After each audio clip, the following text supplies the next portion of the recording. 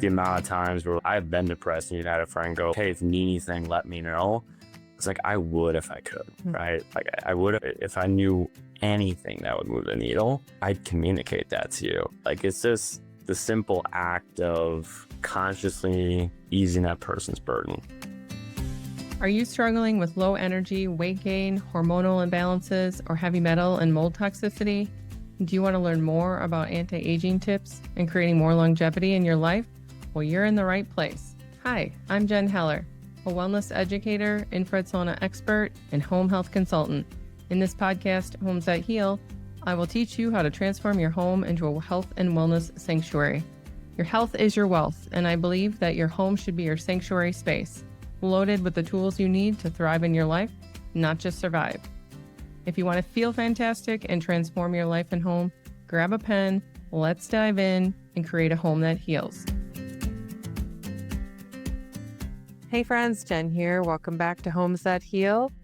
I'm really excited to welcome Keith Batenhorst to the show today to share his inspiring journey to overcome drug and alcohol addiction, deep anxiety, and suicide, and how he turned his pain into purpose and created a phenomenal nonprofit organization called Mental Mountain Project.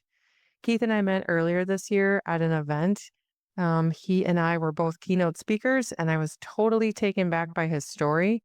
I remember listening to him and thinking, whoa, what an incredible story and person. I need to meet and connect with this guy. There was just something about his energy and humbling heart. Everyone in the room felt it too, and I couldn't wait to chat with him. During the break, he was talking to others. I waited and waited, but I finally made my way over to him, handed him my card, and I asked him to please email or call me. We connected shortly thereafter, set up a Zoom date, chatted for several hours, and we've been friends ever since. So if you're struggling with something small, maybe it's really heavy, maybe it's lack of energy, maybe you're missing purpose, or maybe you just want to enjoy a feel-good story, I hope Keith's story inspires and motivates you to reach to new heights, literally. Also, if you have a friend or family member struggling with mental health or addiction, and you think this could help, please share this episode with them.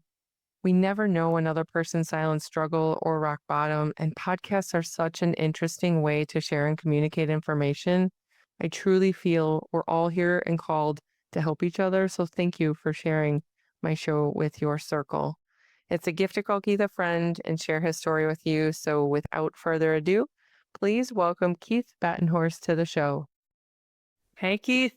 Hey, Jen. I'm actually sitting in the public library because the internet wizards decided to fail on me today at my home office. So thank you for taking the time to meet with me today. I'm grateful for you, and I'm grateful that we connected at the Mauna Kea Brave event. Your story was super inspiring, which is why I want to quickly become friends with you. So that's really what I want to talk about today, is just shed a spotlight on you. And if you're open to it, take me back to where it all began. And you've got a really cool project that we're going to get to, but I would love to hear where your mental health journey started. Yeah, so we're going to go way back to, this has been something that I honestly think has been like inherently with me my whole life.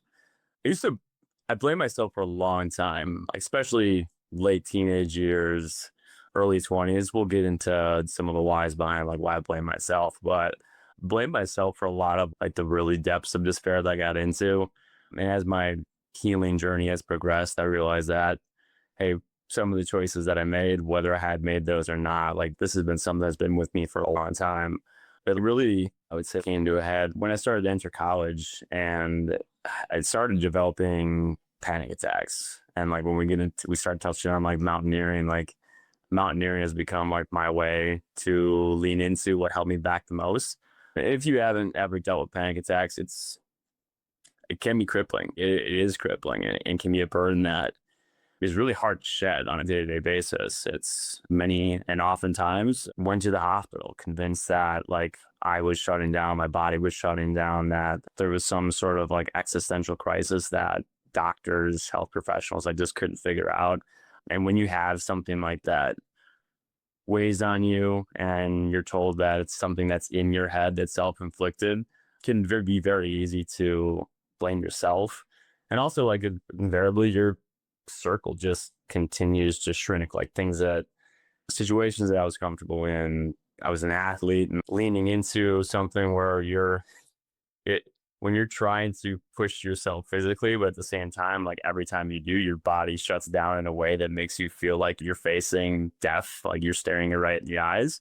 Everything that I love that started taking off the table, stopped doing, and eventually circle had shrunk down so narrow. So I had this lens that I looked through that I felt like the only way to start coping with it was started self-medicating. And self-medication was turned to alcohol, turned to different recreational drugs, and which only, of course, further exacerbated those issues, especially in the period where at the time, 18, 19, going into college, you're going through a lot of life changes.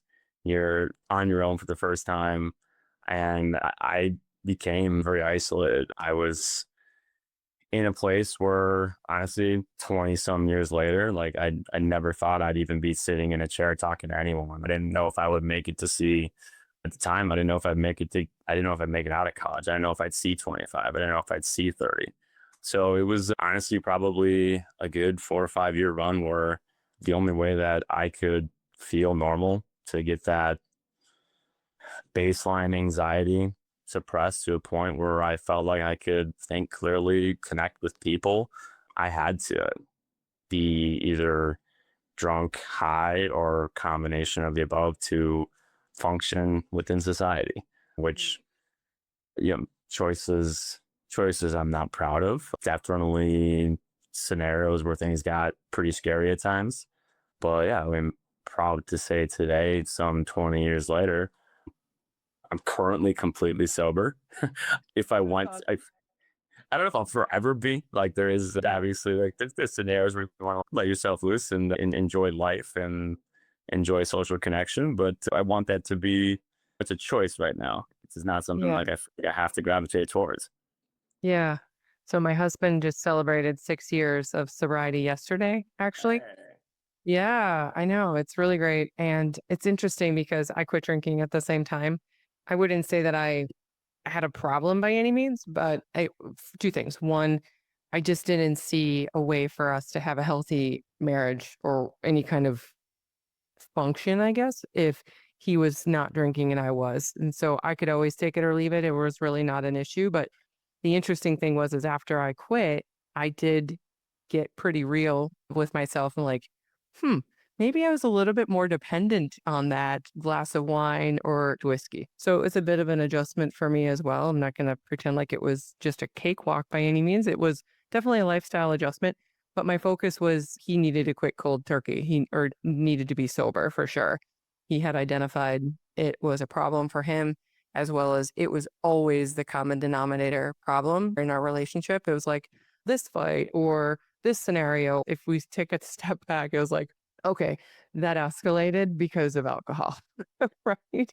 Doesn't mean we weren't going to have disagreements, but it definitely was like pouring gas on a fire when you're throwing whiskey into the mix. So we certainly decided that was going to be a better route for both of us. And I think sometimes I've had a couple of drinks on and off in those 6 years. I've not been completely sober. He has. I can count on one hand how many times I've had a glass of wine, or I did a celebratory toast when my dad passed. That was a traditional drink that he had. So I've made a few decisions to do things. And so I can resonate with your, like, I'm not sure if it's a forever thing, but it's certainly right now. But I don't think I can honestly say for me, I don't ever foresee alcohol in my lifestyle. Like, it's not something I would go to just because my health and my life is so much more clear without it. And for both of our situations, when you have a health crisis or when you have something that's more important, that's not benefiting. There's not bringing a whole lot of value. Like, it's not bringing a ton of value to the table. I have so many things I genuinely like love to do now. And I think the personality, I think I've just literally replaced like alcohol with coffee. I think that's like what I do now is Like, it's 2 in the afternoon and this has coffee in it, full disclosure. I love coffee. it's a little bit out of my reach, but yeah, we could definitely go tit for tat on that right now. But I have too many things that I'm passionate about, too many things that I love for that to be a huge part of my life right now, or be like the part of my life. And for a long time, it was. I understand, like, it's so easy to get pulled into that vicious cycle, but like, is it depressing, right? And it doesn't help me in any regard right now. And it took me a long time to realize that because I was convinced that I didn't have a future. Like when I was in school, I would take painkillers and then drink at 7 a.m. just so I could go to class, right? And like zombie through the day. And that was like my only way to suppress that high baseline anxiety and prevent myself from having panic attack. And the coming out of that every morning, I needed to do something like that because hangover, low blood sugar would simply just spike those anxious feelings within me and just became this cycle that I couldn't get out of. And the scary mornings where, you wake up in your hallway, you wake up outside, you wake up not knowing how you got to where you got because like you just kept drinking to stop that feeling. And when you're not thinking you have a future, not knowing what to do next, feeling isolated, feeling like medical community had failed you, I had failed myself. Like when like, it took me a long time to do like to say this, but yeah, I would say I was like clinically depressed. I would absolutely was a clinically depressed person. And when I was that age, this was early mid 2000s, there wasn't a lot out in the zeitgeist about mental health. Like I genuinely thought depression was a choice. You heard about depressed kids, and I hope I'm not like grafting out like anything that's taken like maliciously, but I genuinely thought like that was the kids that dressed in all black and isolated themselves. And it was like this woe is me mentality and like this choice of I'm going to feel bad about myself or my situation. And when I was going through it myself, you're too close to the flame to realize that, hey, I might dress different and look different. I'm the same exact way. Like to the outside world, how I was portraying myself, I am the same. I feel the same. And it wasn't a choice for me. It's hard to describe if you don't go through it every day, which I think it makes it really hard for people that are depressed to communicate with people or try to find their community because you can't describe the feelings. It's this weight on your shoulders that feels impossible to carry. It feels, I remember there were days where going to the grocery store seemed impossible. And it would take everything in me to pull myself out of bed, go out my front door. Because just how you feel about yourself, you're like, I don't want other people to see me. I don't want to have an interaction with the person ringing up my groceries. I remember like something as simple as I would wait for other people to walk up a flight of stairs because like my panic attack and my heart would start racing so much. Like I didn't want people to see if like I had to go like down to one knee. So it's just every single thing, every single choice throughout your day, carrying pills in your pocket just in case you might need it if you get too depressed or you get too anxious. That's just like all these boxes you got to check. That's something where it's just I got to remember all these things and take all these precautions with me for all the what ifs I might face. It's impossible not to feel like you're one of one, and trying to find community in that can be terrifying for people or open up about, hey, this is all the stuff weighing on me. These are all the things that the simplest thing feels impossible. Like you're going out on a limb where you're like, I'm pretty sure no one's going to know what this feeling's like. And having opened up as someone, I'm a leader in my company. I have now started my foundation, which we'll get to in a bit, like opening up over the last 2 to 3 years about this. There's so many people that feel exactly the same way that you would have no idea. And it's a cliche for a reason, but the cliche of everybody's fighting a battle you know nothing about is so true. There's an endless number of people that I would have never thought have similar thoughts to me, gone through similar battles, child, friend, parent might be facing similar things that now they're able to at least broach the conversation. for me, that's made talking about this and opening it up, like I've been able to hit more than one person, but if even just one person had connected with it, that was the reason to start all this, because it was one person for me that reached out and saw something that I didn't see that changed my trajectory forever 10, 15 years ago. And I wanted to be that. I didn't know I needed that hand to reach out and pull me up. I was just in it. I was just looking for a way to not feel pain. And I wanted to be for somebody, that anonymous someone, that same hand to reach out and pull up the person that didn't even know they needed a hand to reach out. I wrote that down actually because I remember the last time we talked, I wanted to make sure I didn't forget that because I know that is an instrumental piece of your journey, is that one person who was your mentor. And I want to get to that because I think that's important. I'm actually working with someone personally myself right now where not the same situations, but some similar stuff where I've been observing the situation for some time and recently extended a hand to say, hey, I can help you with a few resources, somebody close within my family. I relate with your when you say that it's difficult to communicate because I'm on this other side helping and communicating. And it is hard to articulate. It's hard for the person to share openly and honestly, but also to just find the words, to find the actual words of the feelings and the experiences, because there aren't really words that carry enough volume, if you will, to describe the level of pain or hurt or frustration or anxiety of what they're going through. But the other thing that I want to mention too is at the events, you and I were both keynote speakers. But I will never forget when everybody went to the front of the room. There were hundreds of people there. Remember the event where people had their sign? Great walk. Yes, the Brave Walk, where people decide they chose to write down whatever it was that they were struggling with or whatever the circumstance was. And it was everything from my daughter committed suicide to I was shot 5 times, all of these signs. And I remember sitting, because we were in the front row, basically those first couple rows, because we were speakers, in the tears. Like I was just like quietly, silently crying.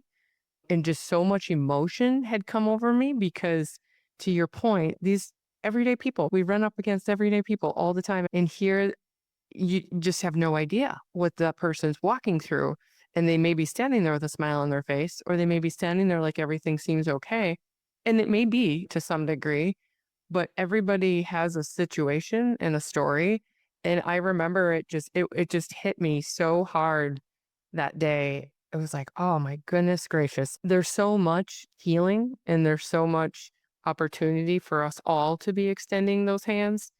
And if nothing else, at least being compassionate to understanding that maybe someone's bad day is because of X, Y, and Z, or they're maybe not as communicative or outgoing or want to hang out because they've got something else that they're dealing with or working through. So it was one of the most impactful things I've experienced in a very long time, actually. A lot of those people in backstage with them, that was their first time ever publicly acknowledging Right. it, talking to anyone sometimes. Like, this is the first time, like just writing down this piece of paper, you're flipping this over. This is the first time anybody knows. And I know. I want to be like really sensitive to how I phrase this, because the way I've described it always is like an invisible handicap. Now, I'm not trying to make an analogy to a physical handicap, but Right. I've described it as an invisible handicap where it's impossible for you to like point to your body and be like, I hurt, and like, you can't see it.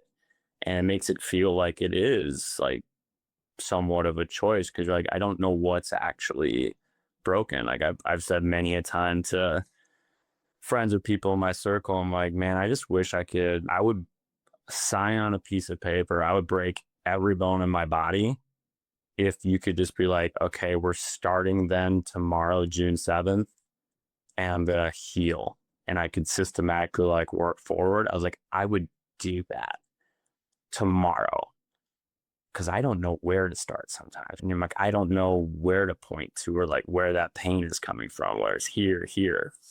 So for so many people, it's hard to even put into words or context because I don't know how to flip this piece of paper around because I don't know how to even describe it. I don't know how people they're fearful of being rejected because like, I don't know how anyone's going to connect with this thing that I can't verbalize. You're totally right. A lot of those people had never publicly shared their situation until that day. And so, what an incredible amount of courage they all had to do that in a group of that size. Like I said, there were hundreds of people there, if not a couple thousand. Like, I don't really know what the attendance was, but I just, like I said, it was so powerful for me to experience and see that. And just, I don't want to say a step back or just, it was a big realization, right? To just be really aware and kind and to continue to like be open to having a conversation that maybe you don't know anything about, but maybe you could help somebody at least feel seen in that capacity. So I think that was definitely something we both shared that day. So take me to the mentor and the person. Yeah. You don't have to mention names, obviously, if you don't want, that's really up to you. But the person who showed up in your life at the divine timing to extend that hand. And obviously we know how it's helped you, but I'd love to hear more about that. So this person taught me a ton, not only about life, but just how to treat people or how to show up and treat people. I feel like I've always been a person that I struggle, especially when it's someone you know is in need. Like you do connect with that person, you do know that person's struggling. I've never been able to say, hey, let me know what you need. I can't send that text. I can't make that phone call. I can't put my shoulder and do that because a person doesn't know. Like the amount of times where I've been depressed and you had a friend go, hey, if you need anything, let me know. It's like, I would if I could, right? Like I would if I could. I would if I knew anything that would move the needle, I'd communicate that to you. So I've never been able to do that. I've always just been a person. And I think my friend that showed up just did this where you just act, right? Like it's just the simple act of consciously easing that person's burden, being there for them and inviting them along with you, building them up. You just have to be a good person towards those people, right? They're never going to communicate with you. Friday, I need this. Saturday, I need this. Sunday, could you come cut the grass, right? There's no way. And that puts just more on their plate where I have to think of ways for you to help, right? It's a genuinely, very genuine offer. But I think to help people best, we just have to act, right? And this person did that in the subtlest of ways where like several years in, I was like, oh, I get what you were doing, man. I totally get it, but I had no idea every single step along the way that that's what you're doing. But when this person showed up, I couldn't have had a lower opinion of myself. I haven't shared this with maybe more than a handful of people, but I didn't date till I was like 26, 27. Really? Through college, through high school. Like I was convinced that if you were in my life, that would make it worse.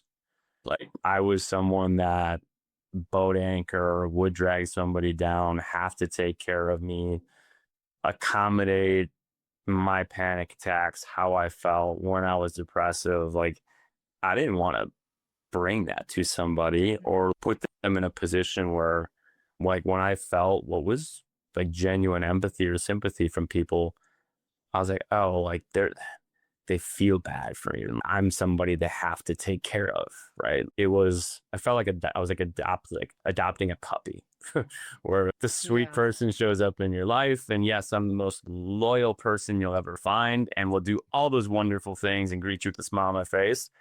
It's like, yeah, you still got to take care of the puppy, right? And I can't be self-sufficient. I can't do those things. So I just protected the world from me through myself at work, was really successful in some endeavors of my life, smart, cognitive enough to like push really hard and be somewhat successful.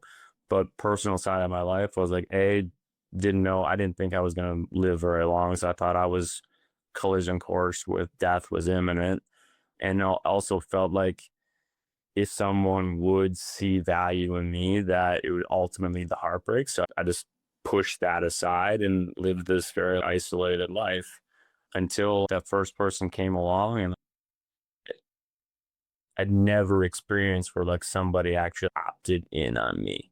Hmm. Where it was like, I'd never told him my story. I never showed up differently. I declined invites for stuff for the longest time until finally I was like, I guess this person wants to be friends, right? I'll I acquiesce. guess I'll go I'll hang out. acquiesce into that and get dinner and go watch the game together. Maybe we should do that. Grab coffee, talk about actual life. And I'd never had a person that was like, hey, I don't even need a story. I just know you're a genuinely good person and I'm opting in on that. And Hmm. I finally asked him one day, I'm like, dude, like, you have everything. Like, you have the whole world in front of you. I'm like, in every opportunity. I was like, what do you see? Because I feel like I'm gonna hold you back. And I had that conversation. He was like, is it from day one? He's like, the effort's always has been a two-way street. That's like friendship for me, is that as much as I'm giving, I get back out of it. And he's like, as long as we have that two-way street, yeah, this is a forever thing for me. Because he's like, everything about you, I've never questioned it from day one because I like see what's in here.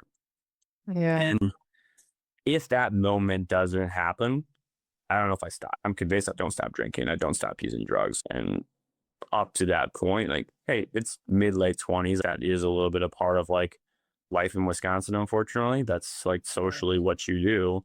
So in his eyes, never knew how bad it was. Didn't know he was saving me from anything. Like he was just being a good friend. That was for sure inflection point in my life of, hey, there's this person that you couldn't respect anymore, admire, look up to anymore, sees something in you that you never saw. And I shouldn't say never saw. Like, I think a lot of my depression was I felt like if I could ever break out of those shackles, I felt like there was something like really special within me that was made it even harder when you just felt like I couldn't lean into the things that I love. But that was the first time where I was like, hey, you don't have to self-destruct here. You don't have to put yourself in a position where eventually this is going to break you, because it would have. And I started for the first time letting the world see me. So it took several more years to be able to talk about this or start a foundation or try to help others.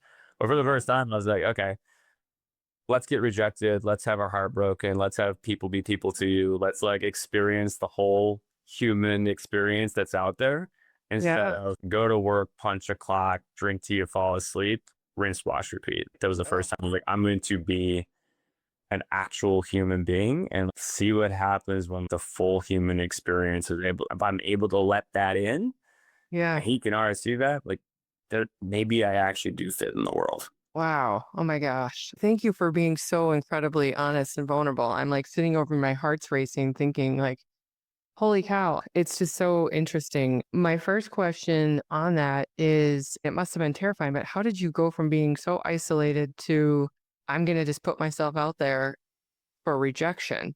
Let me rephrase this in a more layman's terms. Like, how did you get into the dating world? Did you all of a sudden get on apps, or were you just like, well, if somebody asks me out, I'm going to go? Or did you dive in head first and be like, I'm going all in, I'm doing this? I'm just curious if you just dipped your toes in the courage pond or if you just jumped head first. What happened? There's real stories to that. And they're actually embarrassing, but I will tell them. Hey, Let's yes, give me the clip notes. I don't want to hey, embarrass yes, you entirely. all of that. All the girls who did say no, I would say were absolutely correct. There was some terrifying, like the moments where you're like, yep, I should have figured out how to do this when I was 17, but now I sound like George McFly with the milkshake and Back to the Future, like trying to talk to Lorraine, like it's going terribly. So yeah, I got my first step. Actually, I didn't know how to talk to people. I'd taken Dale Carnegie classes, but I didn't know how to talk to people. Yeah. Just book smart and did self-improvement stuff. Like I was intelligent, but didn't know how to talk to people. I found a course in California, flew out there for a week-long immersion, and it was just literally teaching you to walk up to people and introduce yourself. And I actually had to do this exercise. I don't know how I got through it, where you had to go to Hollywood Boulevard, and I needed to get like 100 signatures on a piece of paper. I was like, and they all had to put down like an attribute of what they thought about me. Oh So my gosh. and this is like, you have someone dressed as Optimus Prime, Batman's on the corner, everybody's trying to get your attention. Dude, this was like mid 2000s. So people were selling CDs and mixtapes yet. You've walked down Hollywood Boulevard, every 5 feet, someone's trying to get your attention. Right. It is the pissed off worlds of people that don't want to talk to anyone else. So that's why I'm there. And then I have to be another person to be like, hello, can I talk to you for a second? 20 minutes in, I vividly remember like walking into an In-N-Out burger that was on the corner and going to the bathroom and like crying. I was like, this is impossible. But after the seventh person had told me to fall off and pushed me out of the way, I was like, this one more, and I'm literally on a flight back to Milwaukee. Oh no, the And rejection. yeah, I don't know, like the world works in weird ways, but like the next person after I got out of the In-N-Out and was just like, they finally, someone like wrote that down, and I grabbed a piece of paper. The first person that wrote down something, like their attribute of what they thought me was like super confident, you're like, what? What? And the next person would be down, so outgoing. And you're like, I'm shaking and like crying. And I was basically going to jump on my phone and buy a ticket home. And like, to the outside world, they're like, oh, you were like having the guts to come up and talk to me. You're now like, in my eyes, super confident, bold, courageous, outgoing. And you're like, I am the opposite of all those things right now in my head. But it was the first time my friend reaching out and like pulling me up, so to speak. And then like someone else giving me that lens and like you just looking at it from a different perspective, going, okay, it's like, it's just here. It's just up in my dome, right? Like it's me, like having those internal thoughts of I am bad, I am a burden. Yeah, actually, like if you just do the courageous thing, like most people see it as a courageous act. It's actually, I mean, the rest of it, the rest of the people who are typically in rejection or are rude, they're like, yeah, if that person that's super rude to you would have said yes, they're like, yeah, would you really want to date the girl that's like rude to the waitress? Of course not. And you're like, okay, Yeah. so yes, glad. Thank you. Thanks you for not checking my box. We will move on. Exactly. That was first, the only way that I learned how to actually start talking to people. And there's, of course, other exercises throughout the week that like got you to get comfortable with putting yourself out there in public speaking. That's just the one that comes to mind, which yeah, that was my first foray into it. Now, like when you come back, I don't know, you're late 20s in Milwaukee, like there's a wide net that you can cast there to connect with the right people. But it was hard at first because by no means was this like an overnight, I now have all this self-confidence. It was, I joked earlier, every girl that said no was right. Yeah, right now, I mean, if you're not watching this on video, like there's not any shiny thing on my left finger, which is okay. But in all those scenarios that it hasn't worked out, they've been absolutely correct in those decisions because I haven't been comfortable with myself and I've been figuring out me. And I think like it's so true. Like when you meet the next person, it's always better. And when you meet the next person, it's always better. And like to date, that hasn't worked out, but I know the next person's going to be even better. And hopefully that final person early on talking about it was not an option for me. It was like, oh, I can open now and I'm open to getting rejected and being out there. I'm rejected in many ways, right? Like socially, with friends, in the dating world, at work, like going for what I want. I was on this path of the self-improvement, and day one, you're learning, you're trying to figure out, okay, how I'd be comfortable with anybody. And then the first time you have that conversation, it's not polished and it can be really hard to describe. I know a lot of like my partners early on felt like they were super in the dark, and I have shared something with them. I'll totally honest, there was details that I hid. I don't think I've ever lied to anybody. That's not a inherent trait in me, but felt like there were some things they could know, some things they couldn't know, some things that would be for sure deal breakers. So I didn't share everything, and that made it hard for people to connect with me. I overshared things, which made it hard for people to connect with me.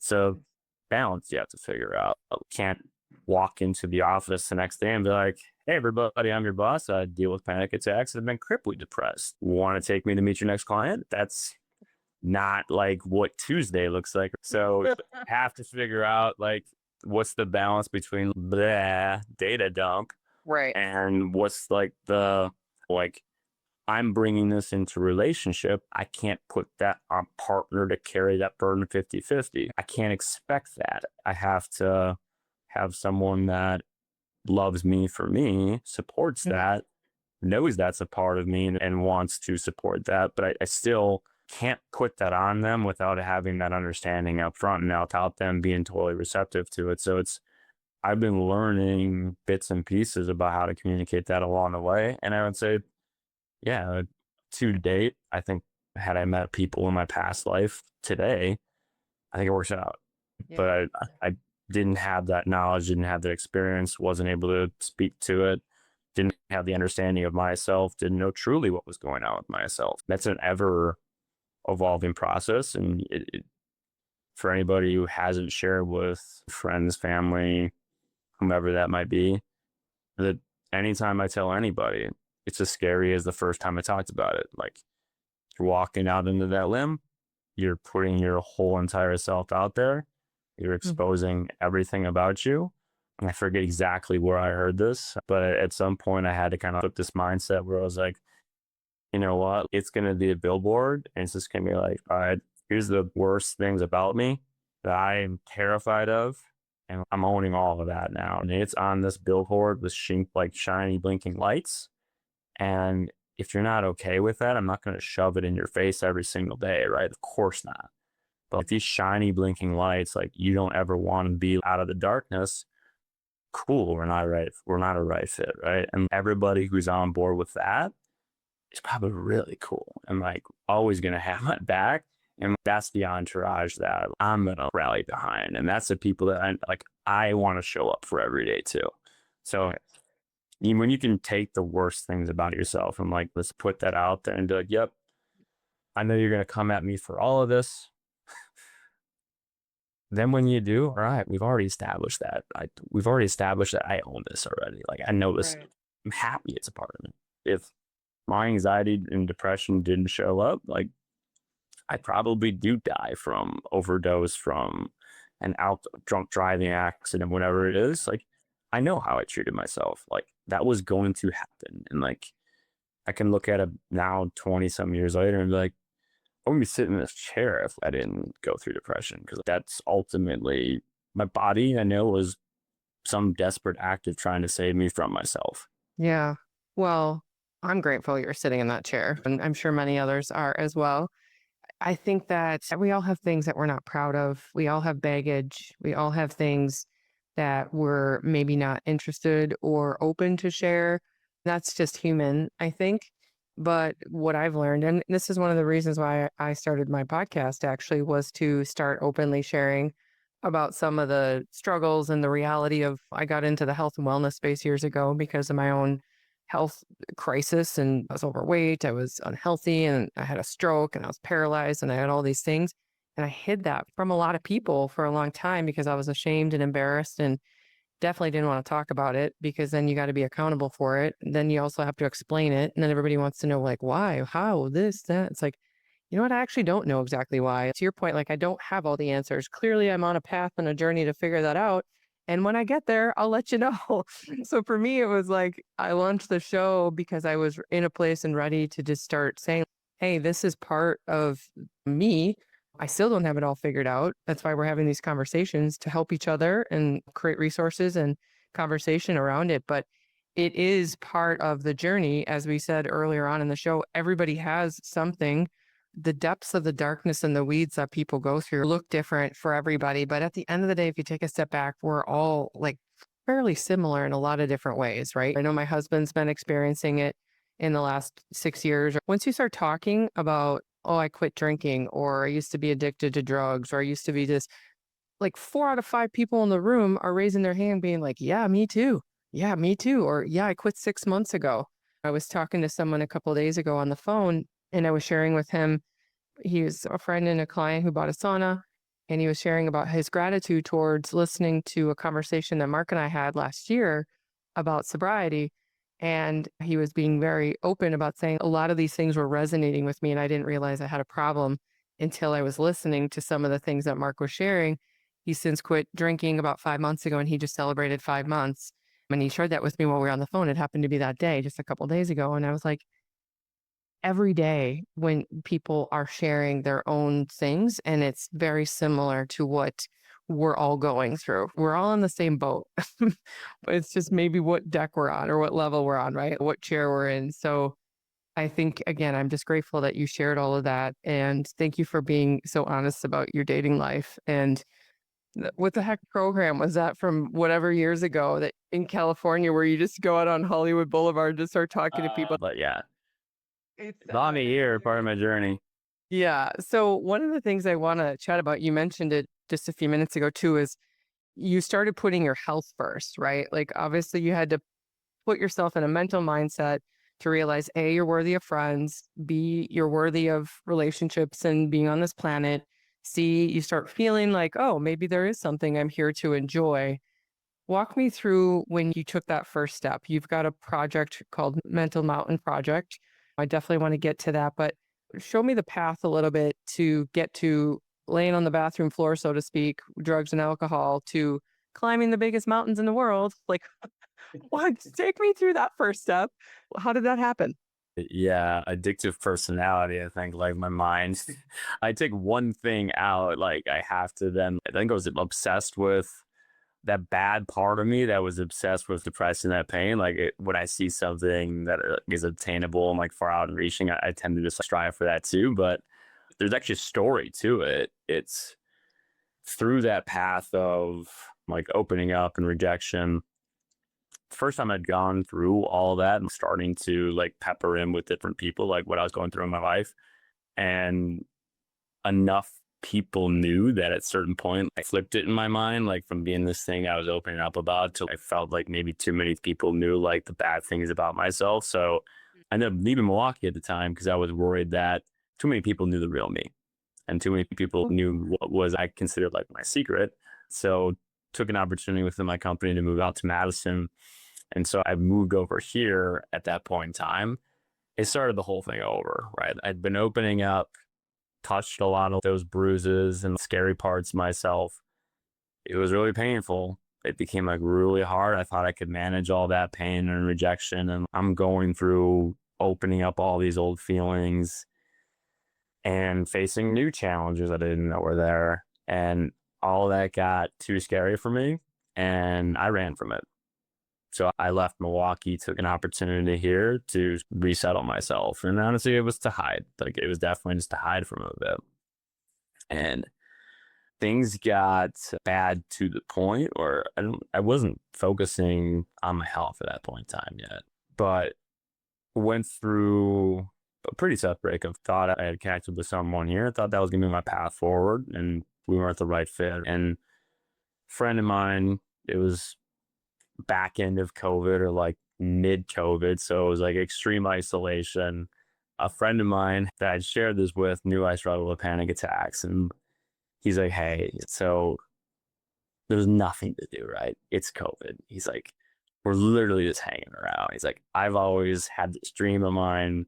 He's like, I know you like the outdoors and hiking and everything. I've always wanted to climb. He's like, I got pictures all over my house of Grand Teton. Did our honeymoon out there with my family. He's like, I want to climb Grand Teton. We got nothing better to do. He's like, I know you're in a tough spot. We can train together and have this be like a thing to get through this tough period in the world. Are you in? And from panic attacks and from everything I went through here, I developed this like horrible fear of heights over the years. And so like love the outdoors. Had always been like when I'd take trips, I'd go on hiking trips and the exposed parts of national parks and things. I was like, oh, I do not feel comfortable getting on the edge there. So like it limited my enjoyment of some backcountry hiking trips I had done. And so I committed to it that because I was like, well, honestly, I got to a point where I was like, either this heart palpitation, panic attack thing's gonna kill me, or it's not. Right. And I was cool with whatever the answer was. I was like, I was at my lowest point. I was like, either this is gonna kill me or it's not. So we're just gonna walk head into it. So I committed to it. I said, our one condition, like you just never show me a picture or a video of what we're gonna do. I was like, I'm in, I'll climb this thing with you. I never want to see what we're about to do. Eventually, when we got to the airport, he's like, well, you're in the seat now. I'm going to show you. Like, there's no coming back, buddy. But that was the first time I started leaning into like actual health. And I say that because previous to that, I was visually healthy. Yeah. Thriving. It was like vanity health. I ate healthy, Gotcha. ate healthy-ish, right? But I would lift weights, but it was hard for me because at a certain point, like my heart palpitations would kick in. So even going to the gym was very uncomfortable for my body and my mental health. I couldn't run around the block. Like still going up like a flight of stairs was still challenging. So I kind of developed this exterior where I would do so much volume of small weightlifting that I could handle that sometimes it would be like 3 hours a night because I could only do so much before my heart would start racing. But I looked to the outside world like a strong, healthy person. And that was also like my way in my head of for a potential partner or in work.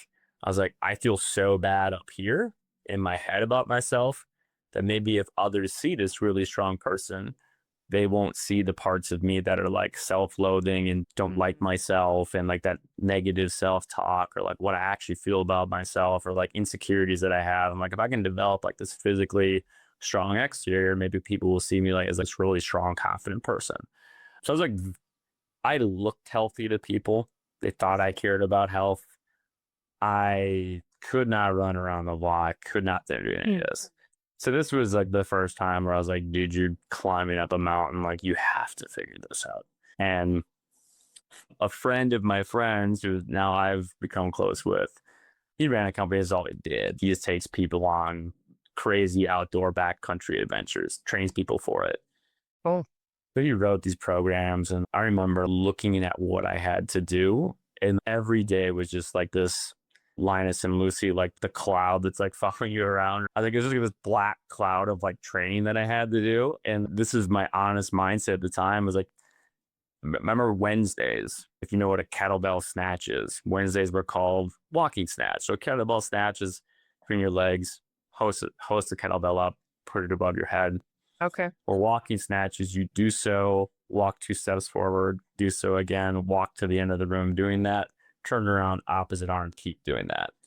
And the program was do that until you either get to an hour or can't do it anymore. Oh, interesting. And if you've ever just lifted a weight like 15 to 20 reps, that took 30 seconds and that's miserable. This was do that for an hour. So every Wednesday, I was like, I should probably write like a goodbye note in my journal. And I'm half joking about that. But there was times where I was like, this workout might be the last one that I ever do. So we might as well update our will and testament and be like, here's the people that I love if I don't make it back. And I'm half joking, also half serious, where I was like, half I serious. knew I was putting my body through something where again, I was like, I either have to convince myself this is not a thing anymore, or what I'm most terrified of is just going to play out. And we are going to white knuckle through every single day. Was without question the hardest period of my life, where every single day I was waking up and got to think it became this hamster wheel pattern because I was actually like, no, I'm going to die. Like there's something wrong with me, right? No, every doctor, every EKG I've done, there's still something wrong with me. Cause I'm like, there's gotta be something. There's no way I can feel like this. Can be right. Which you learn about what that is and what causes it, but I still don't believe it, right? So every single day was like this existential crisis for me. So anyway, we get through that. And this was 2021. We get to the climb. It's a 2-day event. We camped on the saddle of Grand Teton. And I remember like getting up there facing altitude sickness for the first time. I'm like, I can't even believe there's still another full day to go. And by far the toughest part of it to go.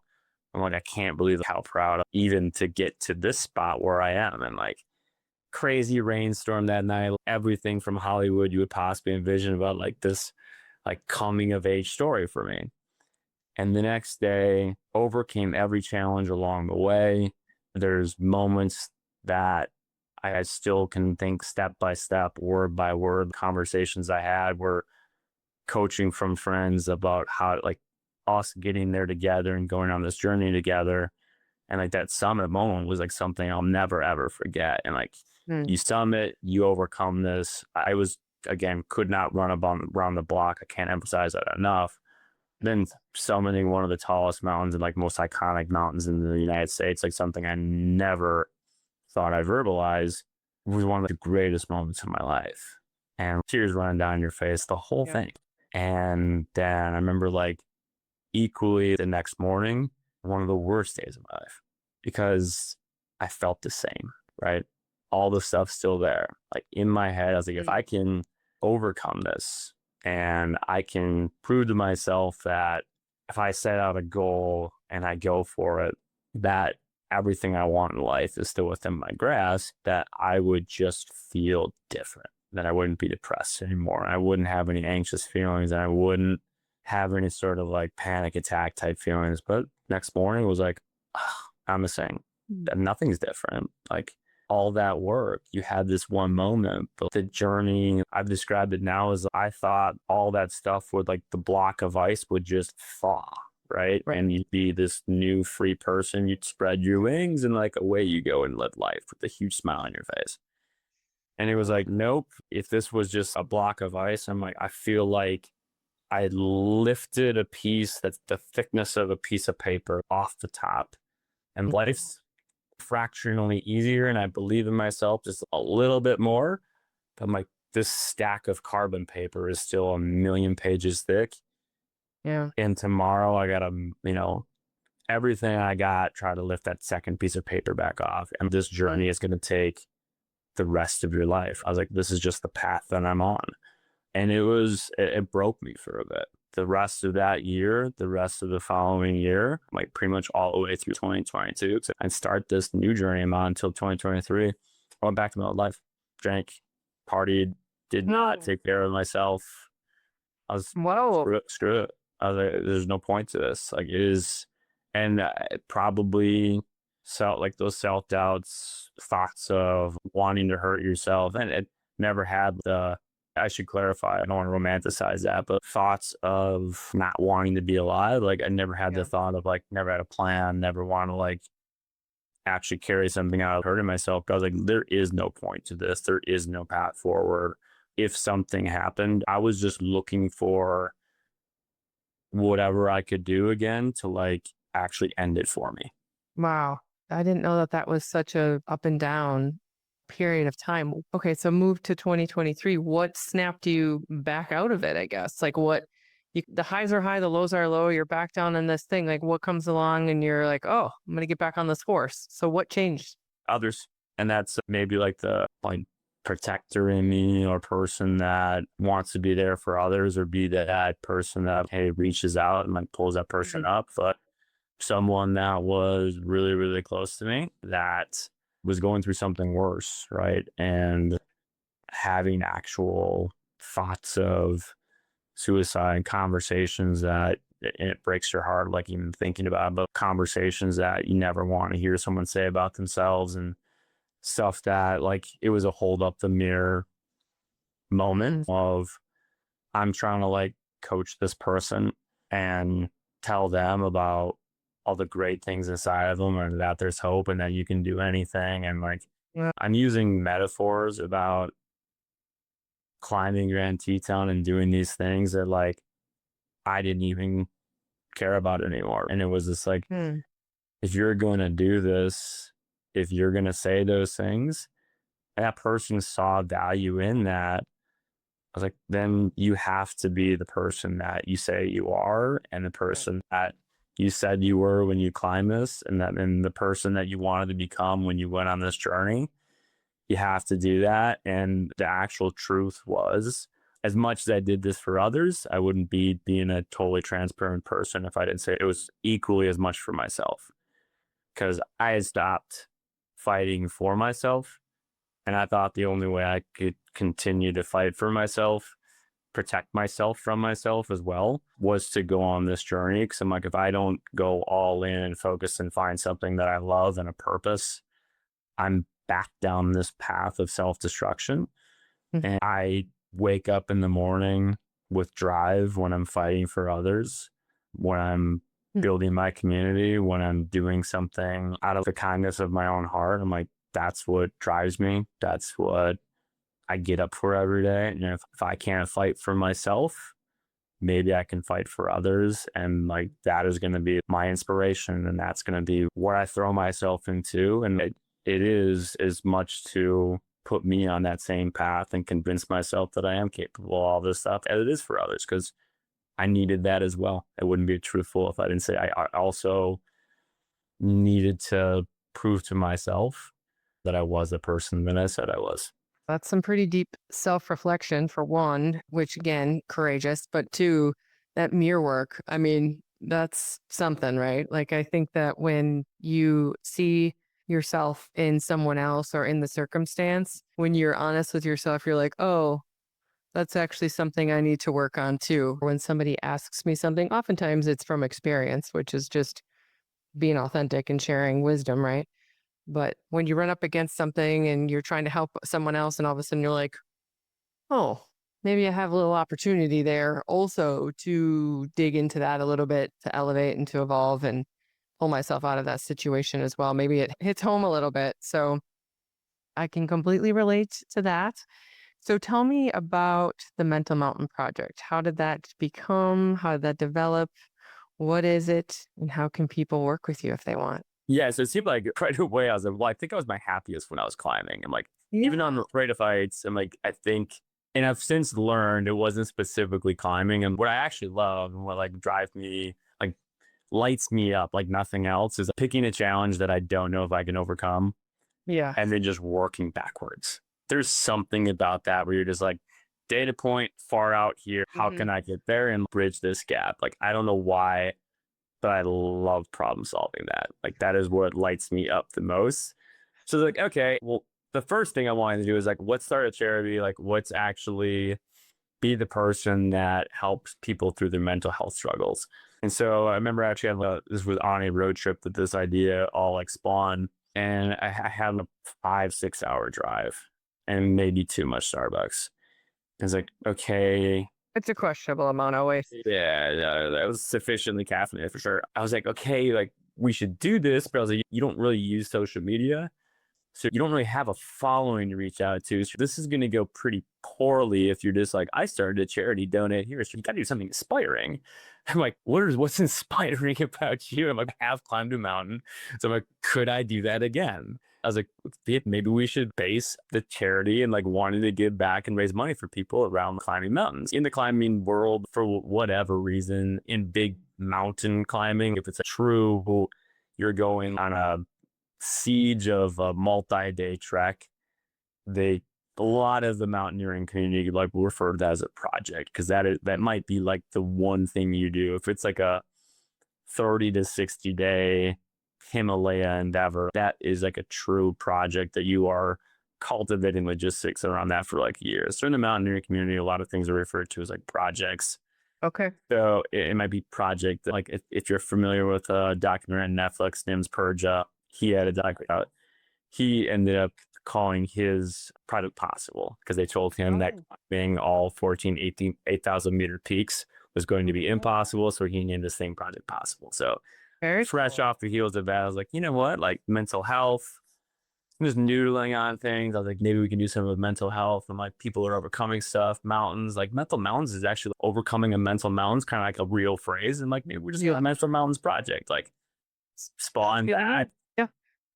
got home, quickly jumped on, had no idea what websites to even look up for, is this name already taken, or figure that out, apply for a 501c3 that afternoon, figuring out the paperwork, grab my sketchbook, start noodling on the logo. And pretty soon, like similar to picking a mountain or a challenge, I was like, I don't know how to create a charity, nor do I know the paperwork or the legalities of it and all the licenses that I need and to legit certify myself.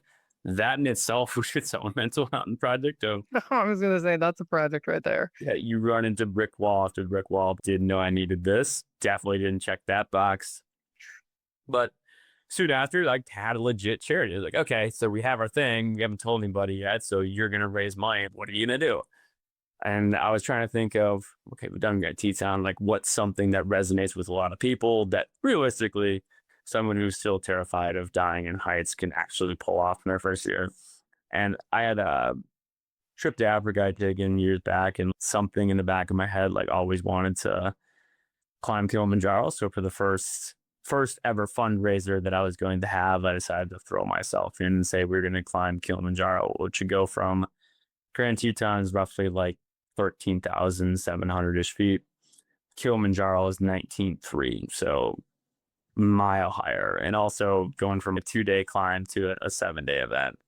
Oh gosh, And you of lost me at course, 13. yep, Sorry. halfway around the world. No idea if I can pull this off. I know tons of people do it, but they're like, you're in your head about all the things that I suffer through. I was like, all right, so that's what we're doing. Click the button, sign up with the group, and we have officially burned the boats. We have a charity. We have an event. We have a date on the calendar. Okay, time to reach out to the world and my small community and tell them what I'm trying to do and like the people that I'm trying to help. That first message to like my small community, really, really scary. Like the story that I've told today, nobody knew. And I wanted to take any sort of funds that I would raise.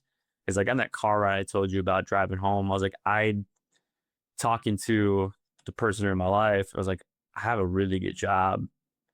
I go to therapy every other week and weekly if I can. The best therapists are never with the network. And the best therapists are always months at best out from even doing an intake consultation. Right. And then if you're extremely lucky, they take insurance. Most often it's not, right? So you're looking at, if you can find somebody to trust, it might be literally years before you can even get in with them. And then you're looking at like hundreds to, if you're trying to go weekly, can be thousands of dollars a month out of pocket with no insurance covering it to get the services you need. I get the invoices and I have a really good job. I'm like, it's not sustainable for me. Mm-hmm. And like people that don't have the resources that I do, like I know like from talking to people, like they're constantly turned down and or get frustrated and give up. Like that breaks my heart for those people that like they just needed one person to talk to or anybody to listen or someone that could have set them on the right path, and they want help. They just can't afford to do it. Right. So I wanted to bridge that gap for people and raise money, or I could say, hey, if you let me help you find the right people and let me actually take care of that for you. You can go get the help you need just because, and someone's fighting for you, right? And that gets me out of bed every single day, knowing that I don't even know the person, I haven't even met them yet, whom I might be able to help while I'm on this journey. So put that out there. Was set to climb Kilimanjaro in July 2024. Knew my training program somewhat, but I'm like, that was really hard on my body. And I just wanted to get into something that maybe was a little bit more sustainable for me. Cause I'm like, for a one-time climb, I'm like, that might be really tough to do this over and over if I want to make this an annual fundraiser. Right. So went from this one event. So I'm like, hey, like I've read a lot of books about cross training. It's like a triathlon's like really good for that because you can swim, you can bike. It's still giving you that cardio endurance, but it's way less wear and tear on your lower body. So I'm like, cool, I'm gonna start doing cross training. And then again, like me being me, eventually one day I was like, you know what? Like I'm training for Kilimanjaro anyway. This is gonna suck. I'm like, that I'm still worried that thing might kill me. So I'm like, I don't know. I might as well do an Ironman. So Throw that into the mix. they're like, I'm going to do this anyway. So I reached out to a coach and I'm like, okay, cool. They have one in Iowa in June. We'll do that in June. I'll be fully in shape for Kilimanjaro in July. I'm like, okay, now we got these two things on the calendar. Another group of friends that I found out, or a group of friends that found out I was going to Kilimanjaro that I'd gone to Grand Teton with, they're like, oh, dude, we should all do something together too. They're like, we've always wanted to climb Mount Whitney. Would you want to climb Mount Whitney with us? Which is it's the highest point in the lower 48.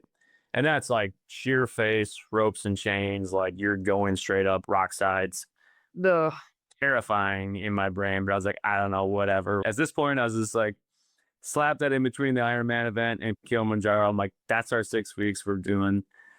Iowa 70.3. We're doing Mount Whitney at the end of June, and then we'll hit Kilimanjaro in July. I'm like, I guess that's now the fundraiser, is the 6-week thing. And like the outpour, like the outcry and like overwhelming support that I got from that. I still remember the night before the Iowa half Ironman, I was terrified. I'm like, I had this 6 weeks in front of me, and I actually put out this post, and for the first time I talked about suicidal thoughts that I had, and like truly, hey, I know I posted this charity about mental health, and I've been speaking about this online in different areas for a year now. But the truth of it is, every day I will wake up hoping that maybe the next day I don't wake up. And this is going to be like really scary for me. And I'm terrified of failing. And I put like this heartfelt post out there. And part of it was like rally cry, war cry for the month and a half that I'm about to go through. And part of it was still like cry for help. I'm terrified every single day. And I still don't know if this and what I'm doing is going to save me. And at the outcry of support that I got from people, I still got screenshots of text saved that like I lean on as a resource, like when stuff still comes up for me. Because that night specifically, people that reached out to me, hey, me too. I've had those thoughts. I still have those thoughts. I'm in your corner. We're all rooting for you. Message that I got of people tracking me on the app that day, and you're killing it, and so proud of you, and things that you're like, I've never thought about being proud of myself, let alone like others being proud of me. That was truly like one of the coolest moments for me in my life. And then Mount Whitney, a few short weeks after, equally as rewarding. I think actually in many ways, that was probably the toughest thing I've done to date. Going straight up, I've got some really wonderful people in my corner, and the amount of times that I wanted to quit on the side of that mountain, like the people that have coached me through really hard times in my life and the people that are in my corner, like I can't emphasize enough how thankful I am for that community around me. And then capping that off with Kilimanjaro will always be one of the most incredible moments of my life. I had sleep the night of, which definitely didn't help. Yeah, I was But gonna say, I think you need rest for these things. yeah, but we got up about 1 a.m., me on no rest that night, and we had clear skies. You're on this iconic part of the world, a volcano, a cloud in the sky. You see every star. And I'll never forget like being part of this snake of headlamps in this sea of stars as you're pushing towards the summit. And I feel like I've grown into be a pretty tough dude over the last couple of years. And everything above 17,000 feet, if I wasn't doing this and wasn't pushing myself for others, my desire to quit was probably 99%. Yeah. It just was that hard to push through some of those physical symptoms that I go through. Yet last 100 feet was probably the most special moment of my life. You try to be like, I thought I was just going to be like, hey, huge smile on my face and be able to suppress all those emotions because I'm a guy. But yeah, like a baby, just tears like streaming down my face, and then held out Like ugly crying. the moment. And you had the like, it worked out perfect somehow, like guides embracing me, friends embracing me, and like still caught every moment. So yeah, one of the most special, most rewarding moments of my life.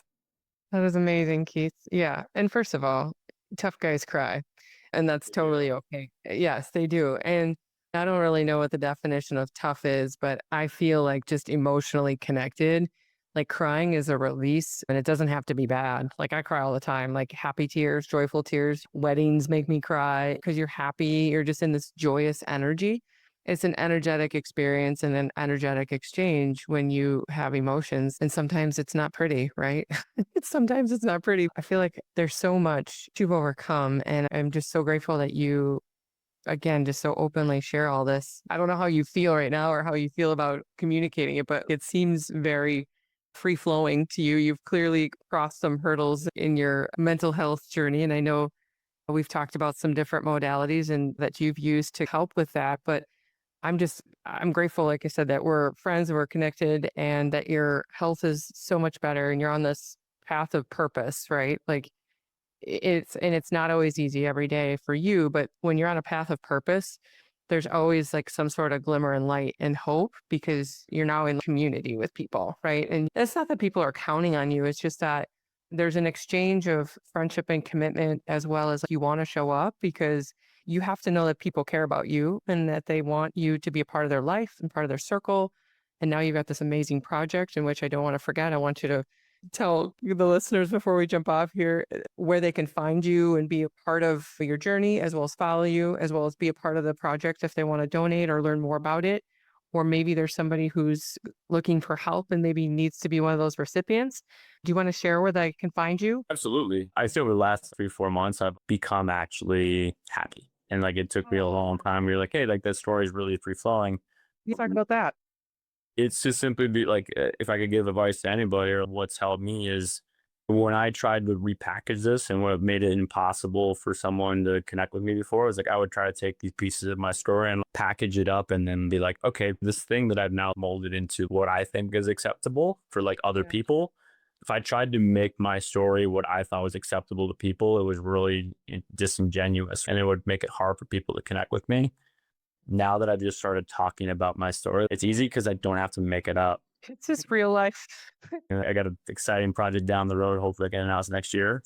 That's what we're working on. I'm climbing Mount Blanc in August, and that's the highest point in the Alps.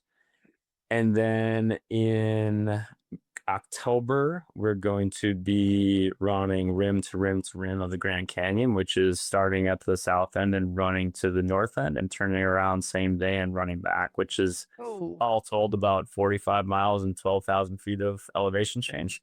And that's what I've been putting out there as my main fundraiser. When I got down from Kilimanjaro, a friend sent me a video of this guy who was cycling from the ocean with his bike tire in the ocean up to the summit of Mauna Kea, which is like 13,700 feet on Hawaii. And he's like, why don't you do this next? And my reply back was, okay. Okay. And so I've been working in the background on how do I actually do that? So next March, I've actually got it booked, and this is the first time I'm announcing it, but I'm going to be cycling sea to summit up Mauna Kea. Figured it'd be a cool, different way to try to summit and challenge myself to go up to the top of a mountain peak. That will with unquestionably be the hardest thing that I've tried to do to date, unquestionably, because it's 42 miles straight uphill. If no one has told you yet today that you're amazing, you're amazing. That's incredible. Holy cow. That made my shoulders tight just thinking about it, actually. Yeah, same go. So in an effort to also make it like a little bit more tangible and to raise money throughout the year, I'm starting like a side project in addition to Mental Mountains Project, which is miles for mental health. And for right now, every single mile that I train, so every single day, every mile that I train, I'm putting $1 of my own into the charity because I wanted to not only do this to raise money, but also commit to it to myself. So for every mile that I've trained so far to date this year, I put 1,500 miles under my belt, $1,500 in the charity. And then Very cool. I've put out there, we've had a few people jump on whether they want to donate $1, 50 cents, 10 cents a mile, a penny a mile, whatever it is for everything that they do. I wanted to make it an opportunity for people that just want to move, get out there, get into the outdoors, challenge themselves, and have it a way for them to express themselves on their own journeys, have something that they connect with. Whatever your mental mountain is, like, it doesn't have to be a little mountain. Like, wherever the hardest thing you're dealing with is the hardest thing you're dealing with. That's your mental mountain. So I wanted to do it for like, hey, that's your thing. Work on overcoming that and have something connect with more people as I continue to try to grow this. Oh my gosh, Keith. Like I said, you're absolutely amazing. Honestly, we're going to put everything in the show notes so that people can find you and participate and contribute in this. So thank you so much for, again, like I said, being so open and vulnerable and sharing your story. I have no doubt that you're inspiring my community and people listening. And for those that maybe they know someone they can share this show with, maybe it's not for necessarily their ears or their story, but maybe they know somebody. We'll be in touch for sure because I want to learn more about all these things. And again, thank you so much for just everything, and continue to keep going and continue to fight for your life and continue to inspire others. That's the passion and that's the purpose. Thank you, Jen. Thanks, Keith. Okay, friends and fellow wellness warriors, thanks for tuning in today. If this show was helpful and inspired you, please head over to Apple or Spotify to rate, review, subscribe, and follow us, as well as share it with your friends and family. It's a fantastic way to grow the show, expand my reach, and teach others how to create a vibrant life they love. If you're ready to invest in your health and purchase a Clear Light sauna, hop on over to jenhellerlifestyle.com and send me a note. Thanks again for tuning in. I love you. I'm grateful for you. And I thank you so much for your support. You are the reason I do this work. You are the reason I do this show. And you are the reason I get up every single day with a burning desire in my soul. Cheers to your health and happiness, my friends. We'll see you next week. This podcast is for general information purposes only and is not intended to be substituted for professional medical advice, diagnosis, or treatment. If you think you have a medical condition, consult your licensed physician.